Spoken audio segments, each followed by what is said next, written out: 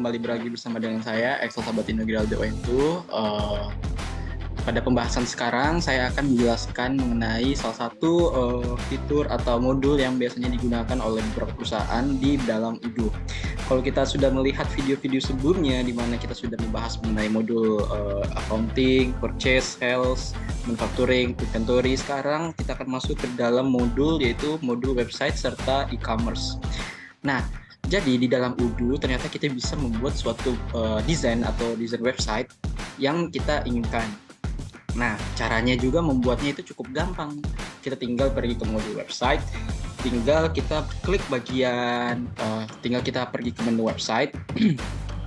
Lalu di sini akan tertera bagian-bagian mengenai hal-hal apa saja atau produk yang ada di dalam website ini. Jadi di dalam website ini mungkin penjelasannya mengenai desainnya itu digunakan untuk misalnya kita ingin menjual suatu produk di dalam website tersebut, desainnya itu bisa kita buat.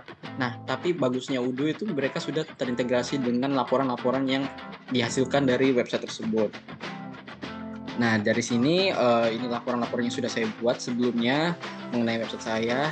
Nah, tinggal kita masuk ke websitenya saja, di mana website saya ini masuk ke dalam bidang kuliner, yaitu Burrito Indonesia. Nah, bisa kita lihat cara ngeditnya pun gampang, tinggal kita klik bagian edit di sini. Nanti tampilan websitenya itu masih awal-awal, tapi tinggal kita klik bagian edit sini saja. Nah, di sini kita bisa pilih beberapa widget, bisa dibilang yang terdiri dari strukturnya, lalu fitur-fiturnya, dan juga dynamic content-nya bisa kita gunakan, dan juga inner content seperti kita mau masukkan alarm box atau rating, product search, dan segala hal. Nah, di sini saya sudah menggunakan beberapa dari konten-konten yang ada di samping sini. Misalnya di bagian image text bisa kita klik atau drag untuk kita pakai.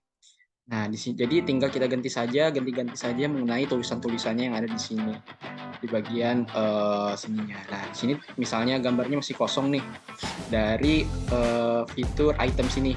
Nah, jadi misalnya kalau kita tinggal drag, nanti munculnya seperti ini, tinggal kita ganti-ganti saja kata-katanya serta gambarnya. Nah, per tab modul website juga kita bisa integrasikan sesuai dengan style yang ingin kita mau. Nah, bisa juga kita buat linknya, tujuan dari tab atau menu yang ingin kita tampilkan. Oke, jadi segitu dulu untuk bagian cara kita mengeditnya sesuai selera mengenai website kita yang ingin kita pakai.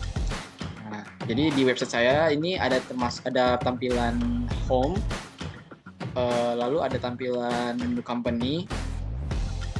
Jadi ini masih simple dulu, lalu mengenai about company atau Burindo.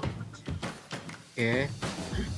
Jadi masih kita bisa kita rapikan lagi atau kita desain sesuai dengan selera kita masing-masing. Lalu di bagian order tentunya, di mana saya sudah mendownload modul e-commerce, jadi website ini sudah bisa terintegrasi mengenai penjualan sales order untuk produk yang telah kita siapkan.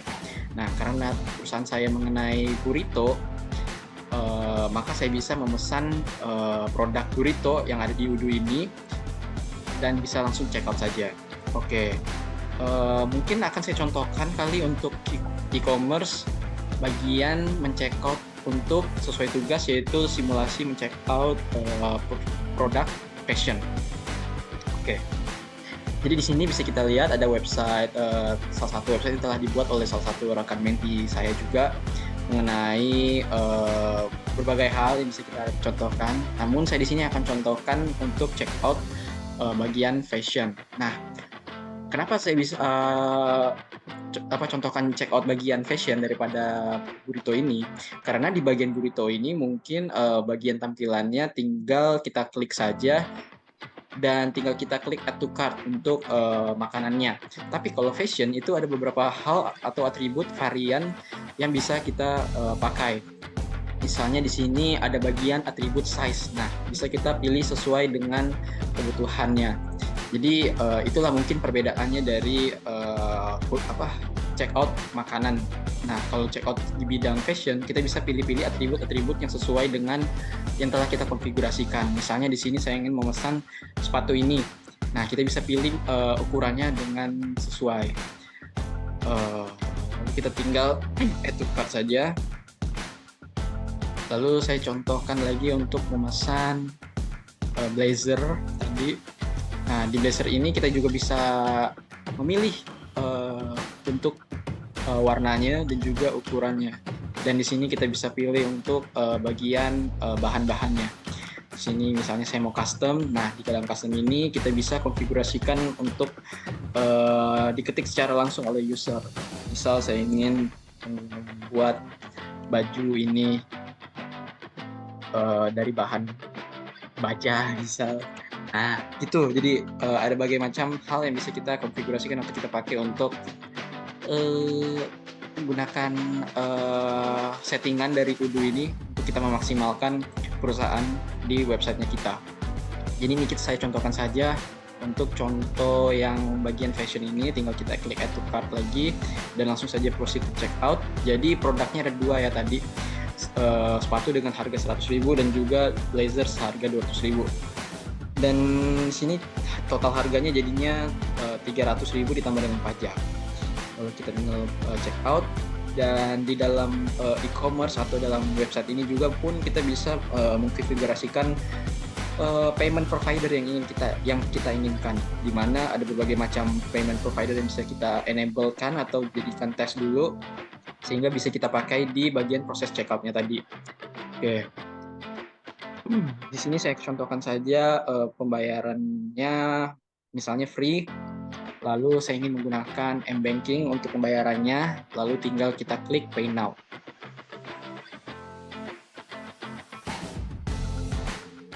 Nah, ini merupakan contoh dari details dari pesanan yang telah dibuat. Nah, dari sini kita bisa cek pesanannya itu di bagian My Account, di quotation ini, dan kita pilih tadi. Dan inilah merupakan contoh invoice ya, bisa dibilang, mengenai barang-barang yang telah kita check out tadi, dimana di sini alamatnya, lalu ada harga dan juga details dari barang-barang tersebut.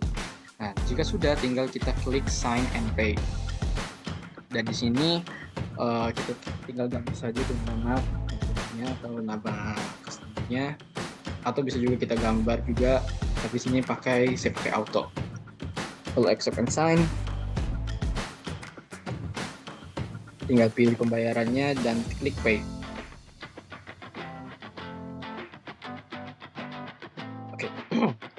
Oke, setelah kita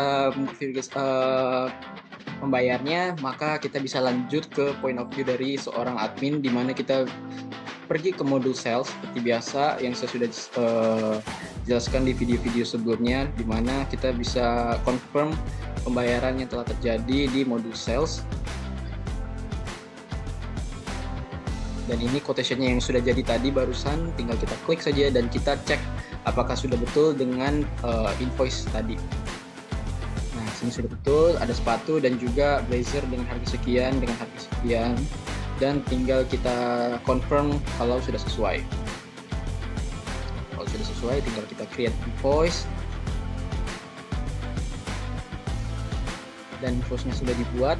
Nah, misalnya kalau customer sudah membayar, maka tinggal kita register payment saja seperti biasa. Tinggal kita create payment-nya. Maka statusnya menjadi in payment. Jadi untuk seginilah kira-kira pembahasan mengenai modul website dan juga e-commerce, di mana modul website dan e-commerce ini merupakan salah satu dua modul yang saling terintegrasi satu sama lainnya, di mana modul website kita bisa mendesain suatu website yang kita inginkan, serta di dalam website itu kita bisa menambahkan e-commerce atau produk-produk yang bisa kita jual di dalam website tersebut. Jadi sekian pembahasan saya di video kali ini. Jika ada kesalahan dalam penggunaan penjelasan saya, mohon maaf, dan sampai jumpa di video berikutnya. Bye-bye.